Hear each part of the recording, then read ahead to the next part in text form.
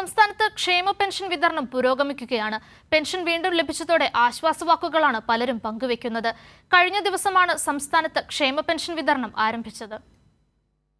ക്ഷേമ പെൻഷൻ വിതരണം ആരംഭിച്ചതിന്റെ ആശ്വാസത്തിലാണ് നിരവധി പേർ. അക്കൗണ്ട് വഴിയും നേരിട്ടും ഭൂരിഭാഗം പേർക്കും പണം എത്തിക്കഴിഞ്ഞു. കേന്ദ്ര സർക്കാർ കേരളത്തോട് കാണിക്കുന്ന സാമ്പത്തിക ഞെരുക്കത്തിനിടെയാണ് നിലവിൽ ക്ഷേമ പെൻഷൻ വിതരണം ചെയ്യാമെന്ന തീരുമാനം സർക്കാർ കൈക്കൊണ്ടത്. ബുദ്ധിമുട്ടിനിടയിൽ പണം എത്തിയപ്പോൾ പലരുടെയും മുഖത്ത് ആശ്വാസത്തിന്റെ പുഞ്ചിരി. കണ്ണുനനഞ്ഞ് പണം കൈപ്പറ്റുന്നവരുമുണ്ട് അക്കൂട്ടത്തിൽ. സാധാരണക്കാരന് അത്രമേൽ ആശ്വാസമാവുകയാണ് സർക്കാരിന്റെ കൈത്താങ്ങ്. സർക്കാർ ഇത് തരുന്നതുകൊണ്ടാണ് ഞങ്ങളുടെ മരുന്ന് കാര്യം ഭക്ഷണം ഉള്ളത്.